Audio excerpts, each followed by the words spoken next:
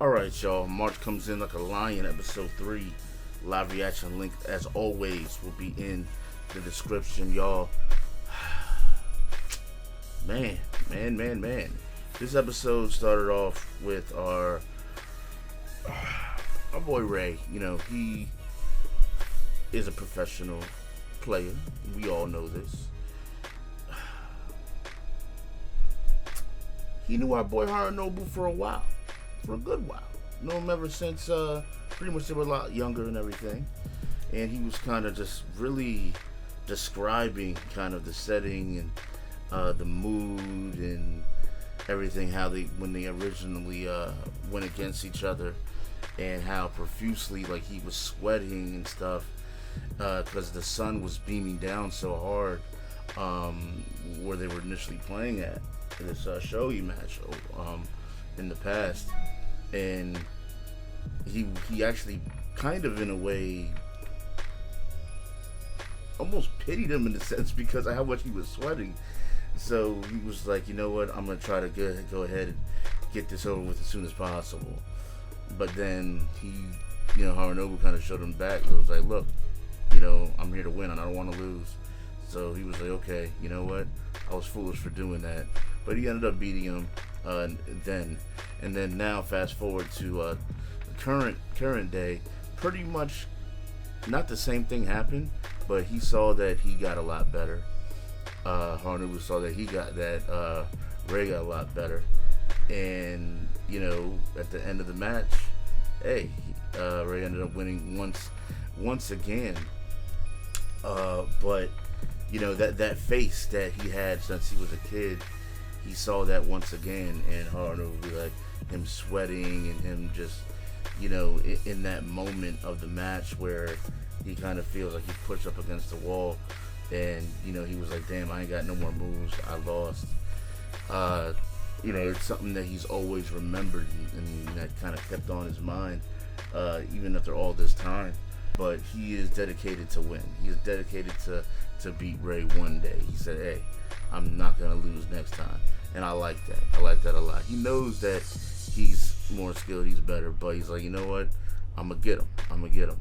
So that's cool. But afterwards, he went ahead and went to the sister's house once again, because he promised to do so for to eat dinner and stuff.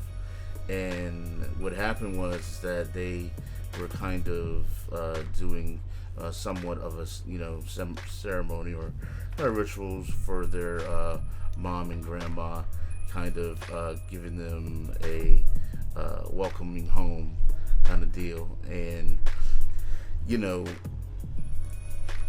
when that happened, the middle sister, she kind of left. She was like, yeah, I want to go to the convenience store. And even at the point in the reaction, I was like, don't let her go by herself at that time of night. Like, hell nah. Gramps was like, go with her, and even in the reaction, I was like, yo, catch up with her, you know what I'm saying? If you're going with her. But I guess it's kind of good that he did hang back, because he did see the real purpose of why she wanted to leave. And I think if he was walking with her, she probably never would have went there. She probably would have really went to the convenience store, even though she necessarily did not want to, but she went to this part where she can this area where she can kind of see the city and the lights, like, cascading over the water and shit. Beautiful scene, beautiful scenery and shit. And she just let it all out, man. She was holding it in, and she was crying over her mom, missing her mom and everything, man. And, very understandable. But in that point,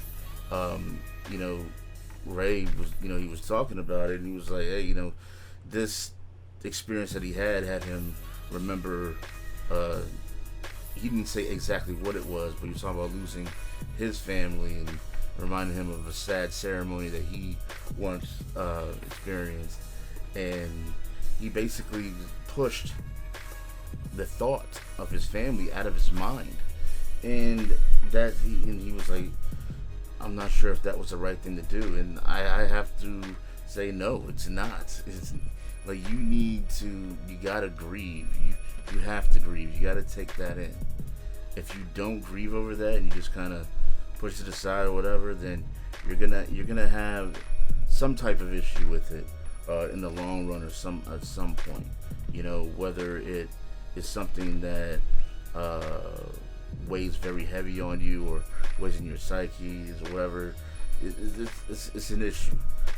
He didn't handle that the correct way. What I'm kind of noticing here is that it seems like he is connecting with his past and somewhat his emotions through, I guess, his experience, and especially with seeing it through these other people,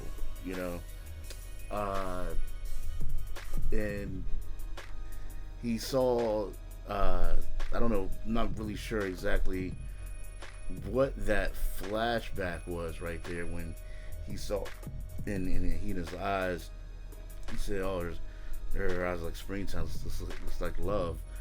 When she was looking at Takahashi, and it went to that kind of, I guess, flashback in a sense of his memory of that lady on top of him and shit, and kind of looking at him like, okay, like what's going on there? What's this all about? And I guess as things keep going, they're gonna kind of piece it together, here and there. But with the fourth episode, it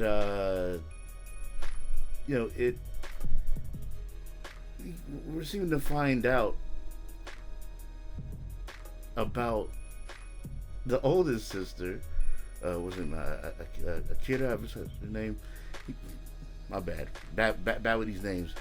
But she likes some soft and fluffy. And it's funny because when he was talking to Hina, she was saying that her sister loves strays, and what we know about Ray is that, like, she ran into him and he was kind of slooped over, I guess, kind of drunk and out of it from the time previously before that we kind of saw. And I guess she kind of saw him as lonely, as kind of like a stray, which is why she invites him over the house and stuff like that. And she was like, hey, she's gonna make you soft and fluffy too and shit. And it's like, huh? So I mean, she's very helpful. She wants to help people, I guess that seeing her seemingly in need and everything. But when she ran across her nose, like, oh my gosh, like she just, like she was falling head over heels, but she just called this motherfucker, she's like a shiny round ball. Like, what the fuck? Like, holy shit.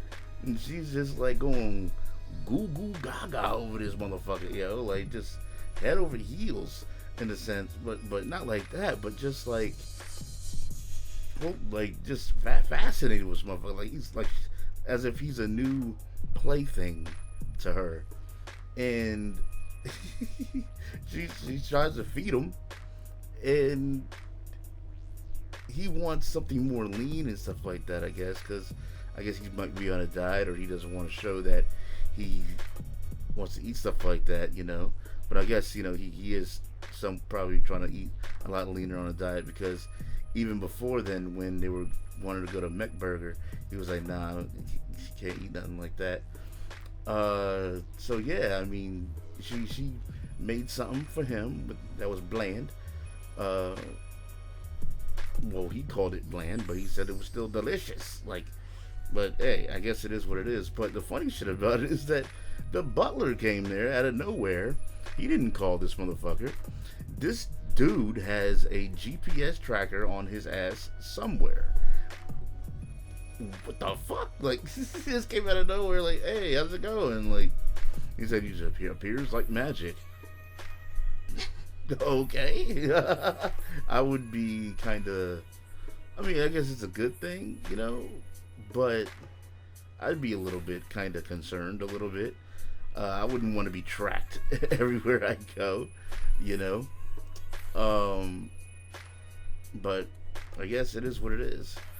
Uh, and plus we could tell that they're kind of, well, we all kind of always knew this as well, that their family's kind of a little bit hard on money or whatever, but our boy is not, you know, and he even said it this in a fourth episode. He was like, I kind of feel guilty of always coming over, eating stuff like that. I always wanted to contribute a little, but I guess her sister wouldn't, Akira wouldn't, allow him to. But he was able to actually go ahead and buy Hina all that stuff for that bento, but she was unable to give it to Takahashi and shit. And he's like, look, I don't understand females. Like, come on, man. Like she's a middle school girl. She's always been head over heels over this dude, and she really wants him to see her, at least acknowledge her and shit. So she did all that work, and then she's crying over it. You gotta understand that, man. It's not hard to understand. but yeah, man. As this show is going, we're slowly getting little tidbits, slowly getting details and pieces about him. With kind of every episode that goes on.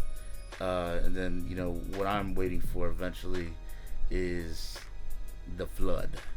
And basically, what I mean is just everything on the table, and see exactly, get a complete understanding of him and why he's, the way he is, especially when he was explaining himself in the first or second episode about how when he came to the city he had something like all black and white and stuff like that, yada yada, But yeah, man.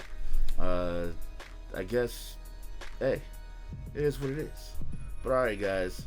Like I said, the live reactions for episode 3 and 4 are in the description. Check those out. Leave your comments below. Let me know what you thought about these episodes, and I'll holler at y'all later. And as always, thanks for watching. Deuces.